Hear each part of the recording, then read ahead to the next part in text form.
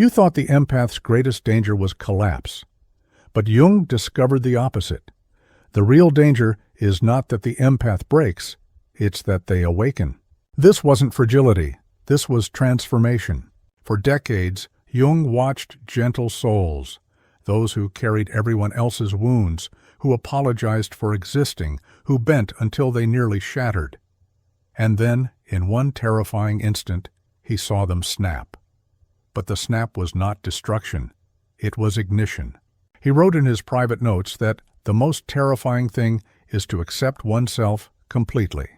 Most never dare. But when an empath finally does, when they stop surrendering their light, when they integrate the anger, the intuition, the strength they were taught to bury, they become something society has no category for. Jung called this the Enantiodromia, the principle by which everything, if pushed far enough, turns into its opposite. The endless giver becomes the fierce protector. The one who absorbed everyone's pain becomes the one who refuses to absorb another ounce. The victim becomes the sovereign. They see too much. They sense the fracture lines in every relationship.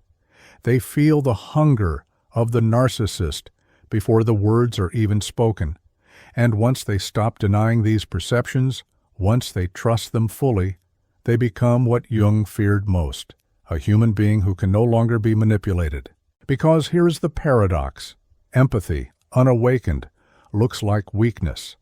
Empathy, awakened, is the most dangerous psychological weapon a person can wield, not because it destroys others, but because it dismantles illusions. And illusion is what every predator depends on. That is why Jung's case files read like prophecies. He documented men and women who were underestimated for decades, treated as fragile, dismissed as too sensitive. Yet when betrayal cut deepest, they did not collapse, they crystallized. They spoke truth with surgical precision, dismantled entire webs of manipulation in minutes, and walked away not broken, but whole. And that is what we will explore together. Over the next hour, I will show you Jung's hidden blueprint. How empaths are unconsciously trained to be prey. The exact moment when absorption flips into awakening. Why narcissists fear the fed-up empath more than anything else. And how you can walk that same path of integration without losing the gift that makes you rare. You will see why Jung called this transformation both beautiful and terrible. Beautiful because it births authenticity. Terrible because it dismantles everything built on falsehood. This is not just about psychology. It is about survival. It is about becoming immune to the manipulations that enslave millions every day. So stay with me. What you once thought was weakness will soon reveal itself as your greatest source of sovereignty. Let us turn to the moment Jung himself admitted shook his confidence in human nature. It happened not in theory but in flesh. One patient, one case, one day that made him write that he was face to face with the most dangerous transformation in human nature. Picture a woman who seemed fragile, meek, the kind who apologized for interrupting silence itself. Jung noted how she carried her husband's rage, her children's grief, her family's unspoken history. She sat across from him like a mirror that reflected only other people's pain. He thought she might dissolve under the weight, but then betrayal arrived. She discovered an affair, something her intuition had whispered about for years, but which she silenced to keep the peace. And then it happened. She did not weep. She did not scream. Jung wrote that she became unnaturally calm, as if a second personality had entered the room. Her eyes shifted. Her voice grew precise. And she began to recount, detail by detail, every lie, every hidden gesture, every contradiction her husband had ever made, observations she had catalogued silently for decades. Jung realized she had not been blind all those years. She had been recording. The empath's memory, he discovered, is not merely emotional. It is forensic. She had mapped her abuser's psyche with surgical accuracy down to his fears, his masks, his triggers. She had built what Jung later called a strategist's war room in silence. What terrified him was not her anger. It was her clarity. She didn't threaten revenge. She simply revealed the truth calmly, relentlessly, until the facade collapsed. Her abuser fled the home within days, not because she shouted him out, but because she could see him completely. Jung later admitted that these snaps were not breakdowns, but breakthroughs. He saw the same pattern repeated. Empaths who had endured endless exploitation suddenly activated. They became what he called awakened ones, individuals who integrated their shadow, stopped apologizing for their perceptions, and used their gifts consciously. It dawned on him that society had misunderstood sensitivity. What we called fragility was often a sleeping giant. What we dismissed as weakness was in truth potential energy, waiting for betrayal to become ignition. And here lies the paradox you must confront. If you are sensitive, you are not condemned to collapse. You are primed for integration. You are carrying a hidden arsenal of perception, a database of emotional truth that, when activated, can protect you from ever being deceived again. Jung's fear and his hope was that once awakened, such individuals never return to passivity. He wrote that their presence alone unsettled predators. The awakened empath doesn't need to announce their power. Others can feel it in their bones. This is the origin case, the day the empath snapped, the day Jung realized that empathy, fused with shadow, produces not collapse, but sovereignty. And it brings us to the necessary question: what exactly inside the psyche makes this ignition possible? If you are to understand why the empath's transformation is inevitable, you must first grasp the architecture of Jung's psychology. Without these foundations, what looks like mystery or miracle is simply misinterpreted mechanics. First, libido. Forget the shallow Freudian reduction. Jung redefined libido not as sexual drive, but as psychic energy itself, the raw current that fuels thought, emotion, imagination, and action. He discovered that libido behaves like water. It cannot be destroyed, only redirected. If blocked, it stagnates into depression. If harnessed, it fuels creation. This is why so many awakened empaths describe the snap as an unlocking, their stolen energy finally rushing back to them. Second, the shadow. This is the sum of everything you have disowned. Not because it is evil, but because it was inconvenient to your image. Your anger, your selfishness, your suspicion, your strength, banished into the unconscious so that others might find you acceptable. Jung warned, one does not become enlightened by imagining figures of light, but by making the darkness conscious. The empath's suffering stems from carrying not only their own shadow, but the shadows of everyone they love. Third, complexes. Jung called them splinter psyches, pockets of autonomous energy that live inside you like miniature personalities. Think of the abandoned child, the scorned lover, the overachiever, each with its own voice, its own agenda. In daily life, you call them moods, but Jung saw them as living fragments of the unconscious. An empath is particularly vulnerable because their sensitivity tunes them to the complexes of others. They absorb what is not theirs until they can no longer tell the difference. And finally, the most terrifying mechanism of all, collective possession. When a projection, born in one person's unconscious, spreads like wildfire through a group until an entire family, workplace, or community begins to see through the same distorted lens. Jung called this the most dangerous psychological mechanism he had ever observed, because it annihilates reality itself. Now, hold these terms together. Libido is energy. Shadow is repressed potential. Complexes are the splinters that carry that energy in disguise. Possession is what happens when the energy of one unconscious infects the many. Do you see the pattern? Because the empath is flooded with libido, but trained to disown their shadow, their energy gets trapped in service of others' complexes. They become a living battery for other people's illusions. That is why they burn out, collapse, or, if they are fortunate, awaken. When the empath snaps, They are not discovering new abilities. They are reclaiming their own libido from exile. They are repossessing themselves. And that brings us to the next inevitable question. How does this siphoning of energy actually happen in daily life? Now that you know the terms, let me show you the machine. Because this is not random suffering, it follows a law.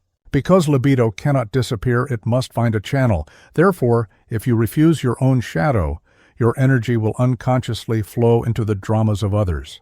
Because the empath is conditioned from childhood to be the peacekeeper, the mirror, the absorber, therefore their very sensitivity becomes a pipeline. They do not merely witness pain, they metabolize it. Here is how it unfolds. Step 1. The hook. Someone nearby projects their shadow, anger, envy, despair. The empath feels it, mistakes it for their own, and takes it in. Step 2. The loop.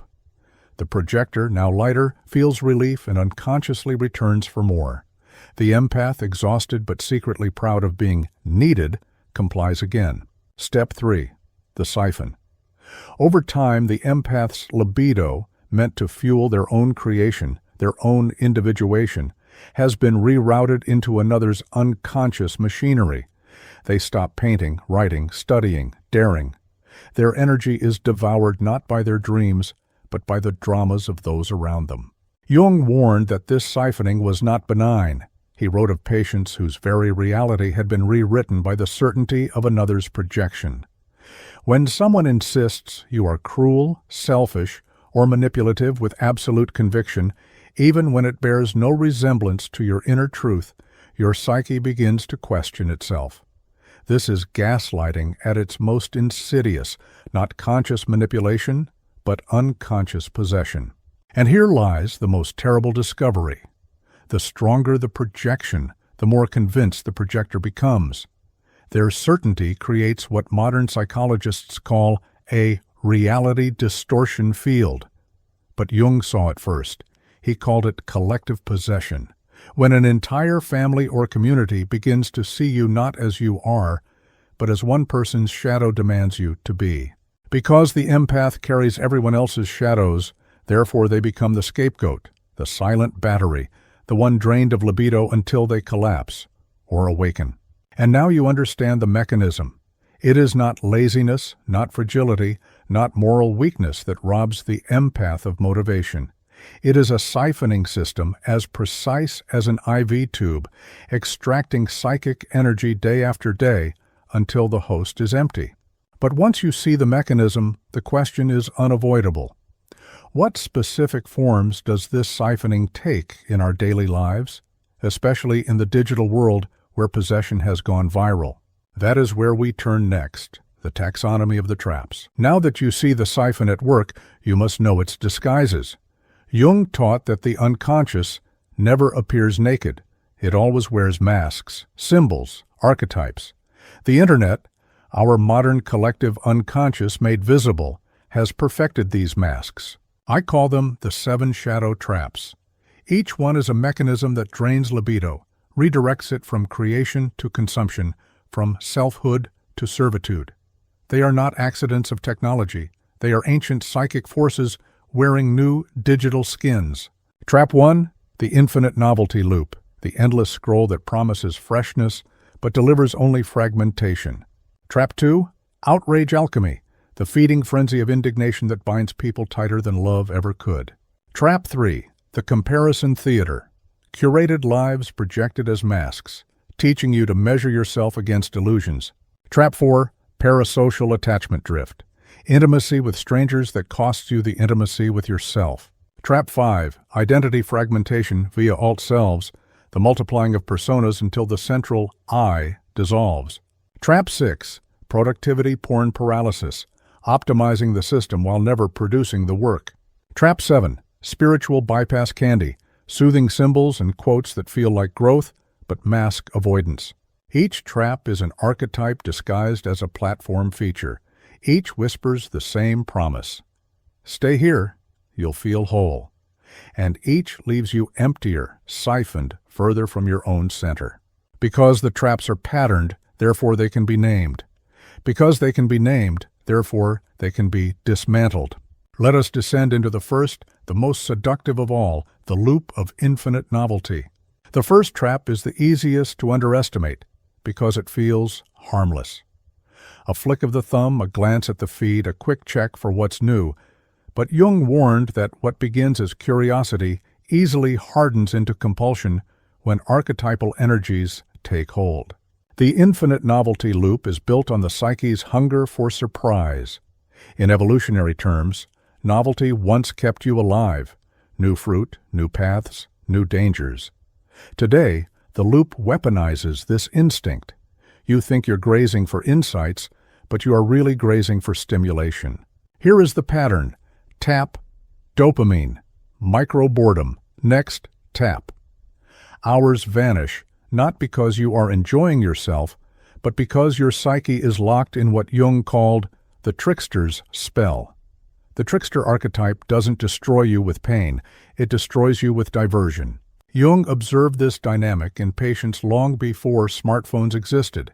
He wrote that, "The less we understand of what our ancestors sought in ritual, the more we chase novelty to replace meaning. The ritual has been replaced by refresh. You do not bow before the sacred.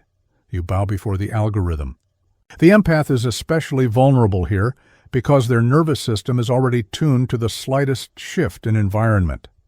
Every new post, every flashing notification is like a micro-shock to their system. They mistake this arousal for aliveness. But it is counterfeit energy, a fire that never warms. You know you are caught in this trap when a single article feels impossible to finish, when silence grows intolerable, when the mind feels restless unless it is fed by something external. That restlessness is not your true self. It is your libido screaming for release, hijacked and looped back against itself. The micro-repair Jung might prescribe is deceptively simple: containment, one screen at a time, rituals of fasting from novelty, 24 hours without refresh. The psyche, denied its sugar, rediscovers the taste of depth. Because novelty consumed in fragments erodes attention, therefore, the capacity for creation collapses. And because the loop always delivers less than it promises, therefore, you leave emptier than you arrived. But novelty is only the beginning.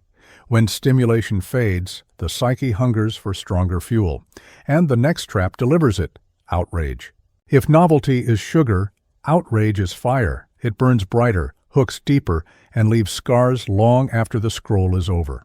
Jung warned that projection is never neutral. What you cannot accept in yourself, you will see magnified in another. And nowhere is this more visible than in the digital outrage economy. Because the moment novelty dulls, the algorithm serves you conflict. It knows anger binds faster than affection. This is outrage alchemy, turning your unclaimed shadow into a feast for the collective. You rage at the politician, the celebrity, the stranger in the comments. You feel righteous, awake, alive. But underneath, your libido has been stolen, channeled not into your own transformation, but into fueling someone else's complex. Jung documented how shadow projection works with terrifying precision. He noted that once projection takes hold, the brain rewrites reality to fit the distortion. That is why outrage feels so convincing. You aren't lying to yourself. You are under possession. And possession loves company. The empath, again, is most at risk, because their sensitivity to injustice is real, authentic, noble. But the trap turns that nobility into exhaustion. You know the pattern. You argue, defend, expose, correct, only to feel drained, bitter, further from your own work. The tell is simple. When you finish a so-called victory online and yet feel diminished, you have been caught. You have not transmuted outrage into justice. You have transmuted your energy into someone else's fire. The micro-repair is what Jung called deprojection. 4 steps. Name what you see. Own where it lives in you. Ask what it demands of your growth. Then act locally, concretely, where change actually touches your life. Because outrage convinces you that shouting is action, therefore you forget to build. And because projection always feels righteous, Therefore, you miss the quiet work of integrating your own shadow. And when outrage fails to sustain you, another trap waits. Not anger now, but envy, the theater of comparison. When the flames of outrage cool, the psyche seeks a subtler poison. It finds it in the endless gallery of curated lives, what I call the comparison theater. Jung observed that every human wears a persona, the mask designed to meet society's gaze. The danger is not in wearing the mask, it is in believing the mask is all you are. Online, you are not comparing your reality to someone else's reality. You are comparing your reality to their mask. And yet the empath, with their porous boundaries, absorbs that mask as gospel. You scroll past their vacation, their flawless relationship, their sparkling success, and you feel it as judgment against your own life. The archetype here is not the trickster, but the actor, dazzling on stage while backstage collapses. Jung wrote, "Neurosis is always a substitute for legitimate suffering." The comparison theater is a collective neurosis. Instead of facing the suffering of your own becoming, you borrow illusions and suffer in their shadow. You start running a race that was never yours to begin with. You know you are caught when your plans no longer arise from your values, but from envy. When your goals sound suspiciously like someone else's dream. When your joy evaporates the moment you measure it against another's highlight reel. The empath is especially vulnerable because their heightened perception does not stop at facts. It extends to atmospheres. They don't just see the photo, they feel the performance. And yet they betray themselves by pretending it's real. The micro-repair is what I call process visibility. Document your own becoming, not for applause, but for self-recognition. Trade the mirror of comparison for the mirror of creation. One page written, one idea drafted, one conversation deepened. Each act a refusal to bow to the theater. Because comparison feels like information, therefore it seduces you into imitation. And because imitation cuts you off from individuation, therefore it drains the very energy meant to form your true self. And when the theater has exhausted you, when your own life feels thin in comparison, you reach for intimacy, but the kind that costs nothing and gives nothing back. That is the fourth trap, parasocial attachment drift. The fourth trap is the quietest, but also the most seductive, parasocial attachment drift. Jung warned that the psyche abhors a vacuum. If real intimacy is absent, it will conjure a substitute. In his time, this meant transferring unconscious longings onto teachers, priests, or leaders. In ours, it means mistaking strangers on a screen for companions of the soul. The empath is uniquely susceptible. Their radar for emotional nuance is so finely tuned that even a fragment, a gesture, a tone of voice, a story told to thousands, feels personal. They sense closeness where there is none. And slowly, their libido is rerouted away from reciprocal bonds into one-way devotions. Here is the drift. You begin by admiring someone's work. Soon you feel their wins as your own, their struggles as your burden. Their absence unsettles you. Their approval, though they don't even know you exist, becomes a quiet obsession. Jung would call this a projection of the anima or animus, the inner image of the perfect other, cast outward, filled in by a distant figure. What you long for is not them. What you long for is your own unlived wholeness mirrored back at you through their mask. The danger? Real relationships begin to feel too much, too noisy, too demanding, too flawed. You prefer the curated intimacy of the screen. But this is not intimacy. It is simulation. You give your energy, your loyalty, your devotion, and receive nothing that touches your body, your soul, your daily becoming.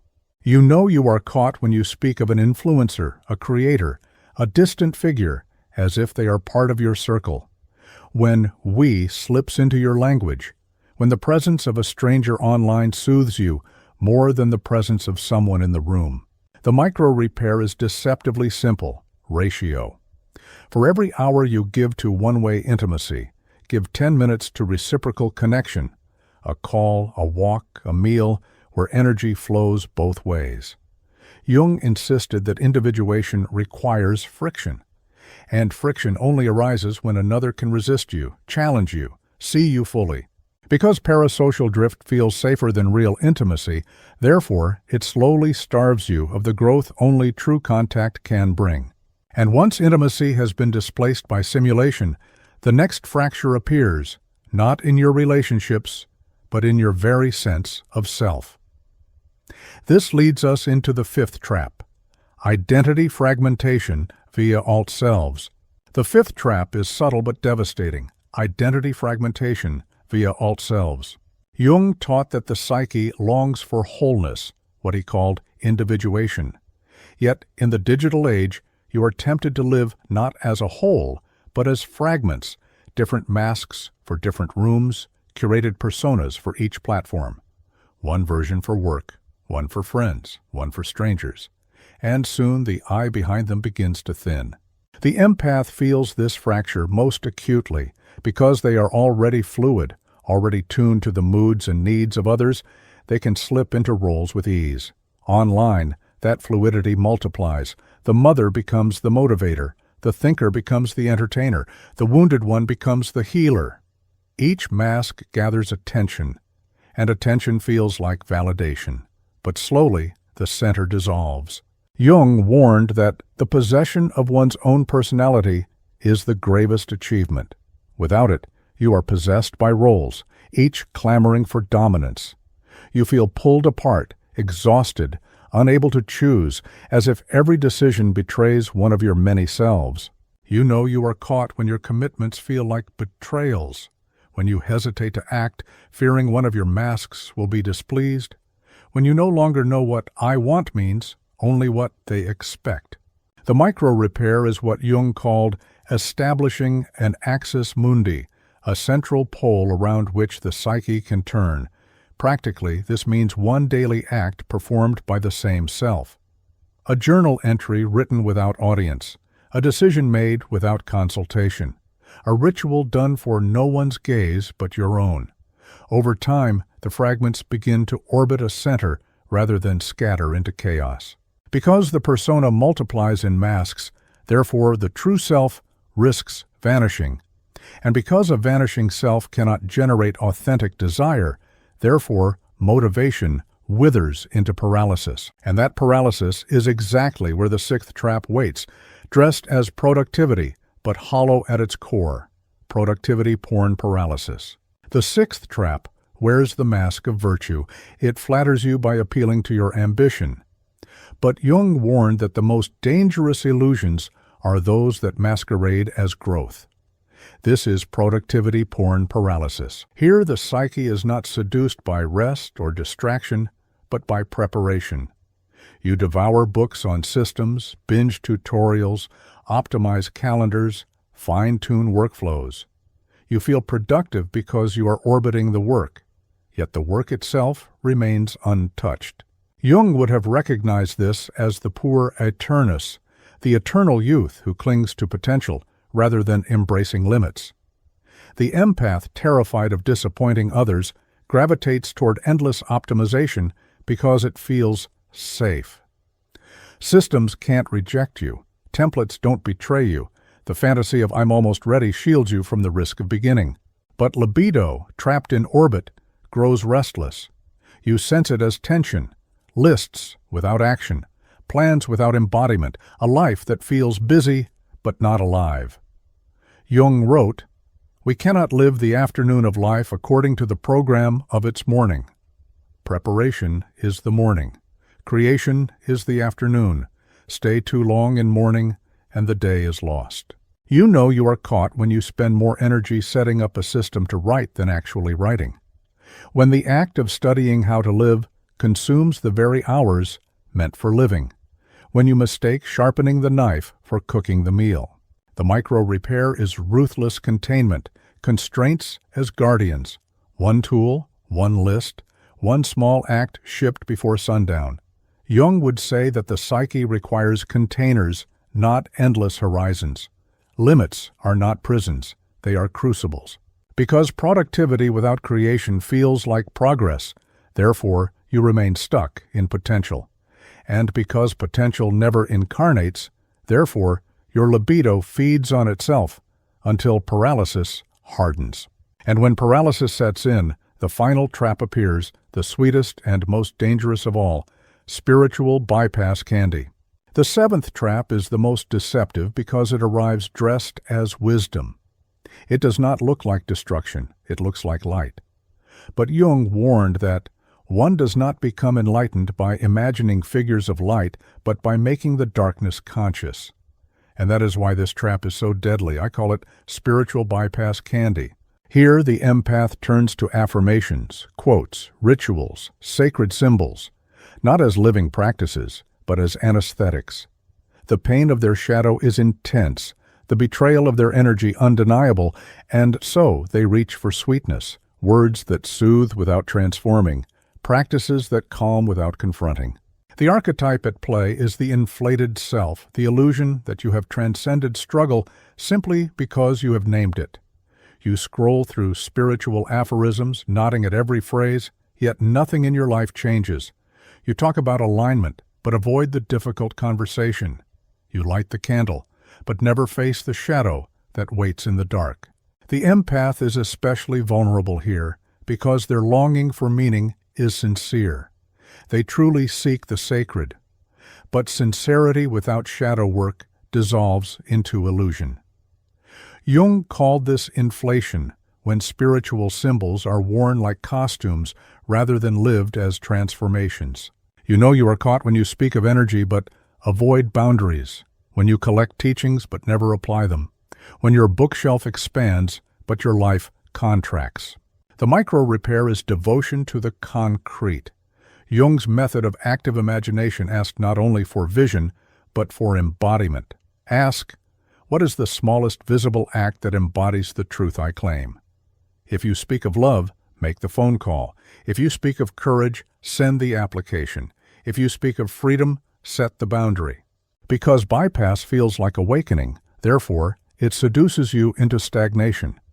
And because stagnation wears the mask of light, therefore, it is the hardest to escape. Now you have seen the 7 traps. Each one siphons libido. Each one replaces depth with diversion. But to see the traps is not enough. You must also see the dangers of remaining in them, what Jung identified as the 3 irreversible costs of a life drained by shadow. You have walked through the 7 traps. You see how each one siphons libido, fragments identity, replaces individuation with illusion. But Jung warned, to remain in these states is not neutral. It carries consequences, 3 dangers that he called irreversible thresholds. Danger 1, ego erosion. Jung observed that when the self is repeatedly overridden by external projections, the ego's authority collapses. You lose the executive center that says, I choose. Instead, moods, algorithms, and other people's shadows pilot your life. He wrote, the possession of one's own personality is the gravest achievement. To lose it is to become a puppet. Danger 2, meaning inversion. What once gave energy now depletes it. Outrage feels like purpose, but leaves you empty. Comparison feels like progress, but leaves you hollow. Spiritual candy feels like awakening, but leaves you numb. This inversion is devastating because the psyche begins to distrust its own signals. When meaning itself becomes unreliable, despair sets in. Danger 3, collective possession. Jung's darkest warning was about what happens when these traps converge. He saw how an entire group, even a whole culture, could be seized by a shared complex, anger, envy, fear, and lose its capacity for reason. In such possession, the individual disappears. You no longer think, you are thought. You no longer feel, you are felt. Because energy is finite, therefore, what you leak into these traps cannot return to you. Because the psyche abhors a vacuum, therefore, predators, narcissists, manipulators, entire systems rush in to harvest what you have abandoned. This is why Jung spoke of individuation not as luxury, but as survival. If you do not reclaim your energy, someone else will. And so the question becomes urgent. How do we break free? Seeing the traps is not enough. We need a map, a process. Jung, through his decades of clinical work, gave us precisely that, a three-phase escape protocol. To see the traps is the first victory, but awareness without method quickly decays into despair. Jung understood this. He did not simply diagnose, he prescribed. What he offered was not a shortcut, but a passage, a three-phase protocol for reclaiming libido, for turning siphoned energy into sovereign energy. Phase 1, to blackout, interrupt possession. The first task is simple to name, brutal to live. Stop leaking. Jung wrote, "Until you make the unconscious conscious, it will direct your life, and you will call it fate." The blackout is the period where your energy disappears without your awareness. To blackout is the moment you turn on the light. 72-hour interface audit.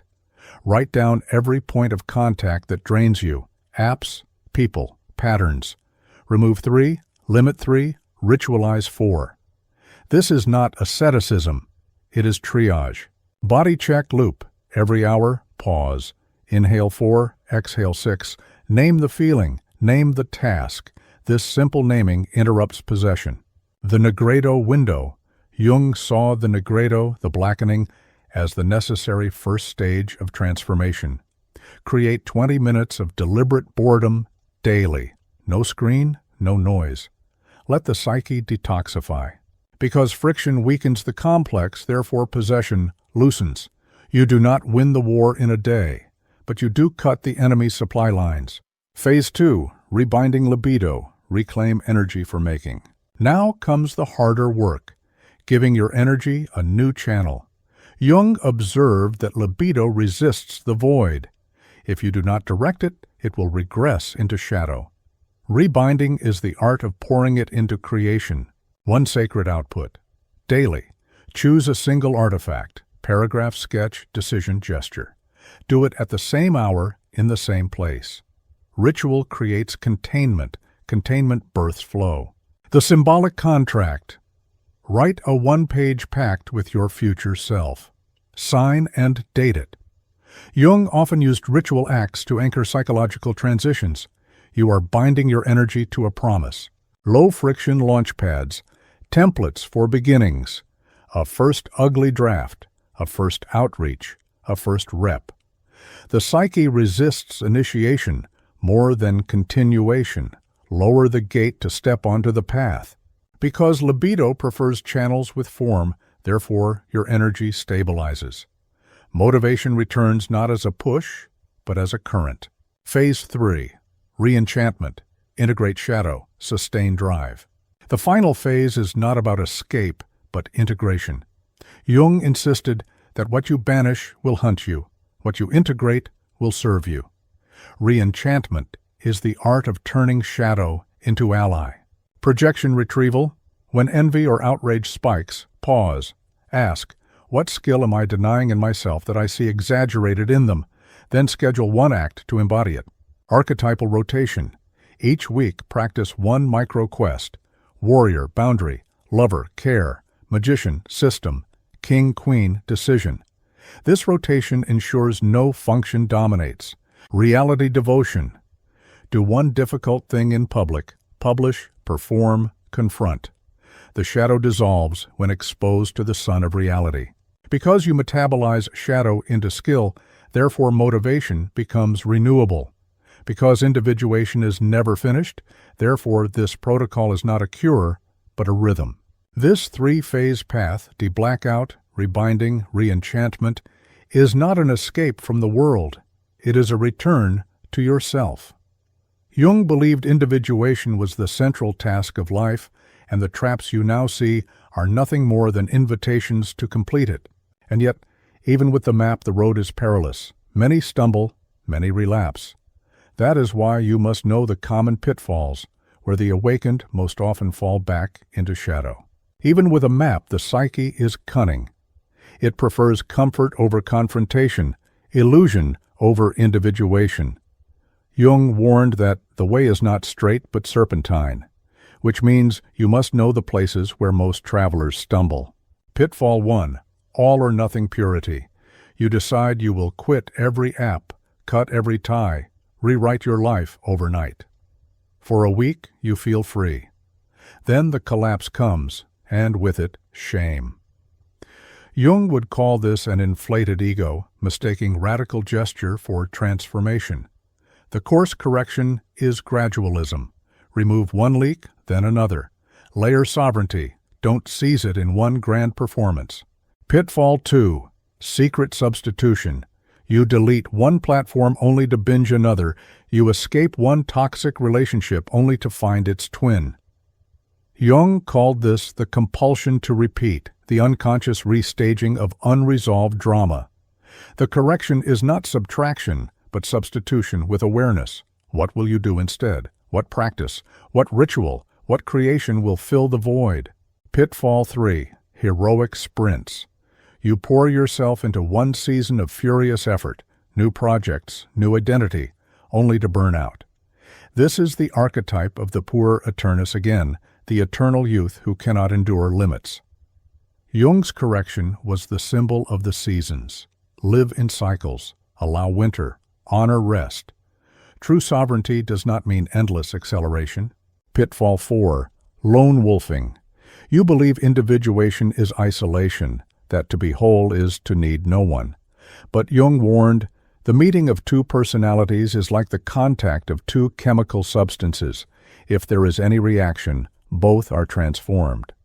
Individuation is forged in contact, not in exile. The correction is to share your artifacts, not just your intentions. Witness deepens the work.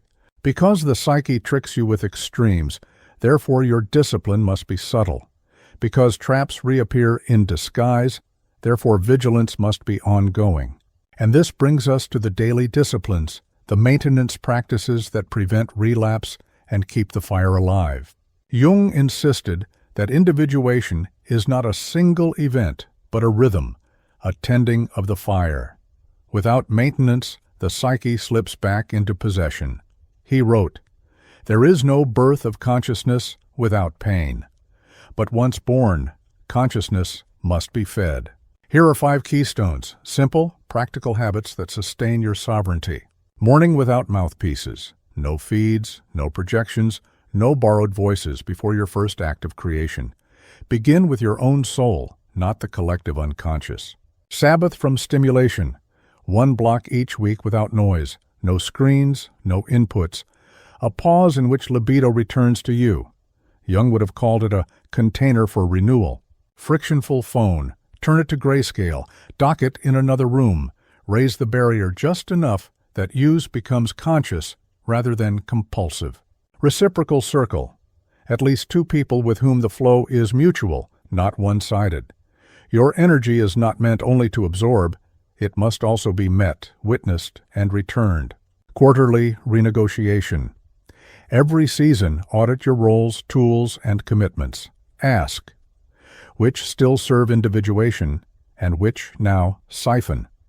Jung taught that the self evolves in stages. You must prune what no longer fits. Because maintenance feels small, therefore many ignore it. But because individuation depends on rhythm, therefore these practices are the difference between relapse and resilience. Still, even with rhythm, the road is perilous, and history itself gives us warnings, figures who failed and figures who triumphed. Their contrasts illuminate what is at stake. Jung believed that psychology is not abstract theory, but lived biography. To see the dangers and the promises of individuation, you need only look at history, at those who collapsed under shadow and those who carried it into light. The cautionary figure. Consider the brilliant polemicist who could dissect any opponent, expose any hypocrisy, and yet could not face his own. His energy, siphoned into endless battles, left no libido for creation. He became what Jung called inflated by shadow, a man possessed by the very forces he thought he was fighting.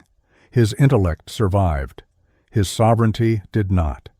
He ended as an echo chamber for outrage, his voice sharp but hollow, his life devoured by the collective complex he had joined. The exemplary figure. now contrast with the maker who chose limits. She refused the infinite loop, set rhythms of solitude, and poured her energy into one artifact at a time. The result was not just art, but presence.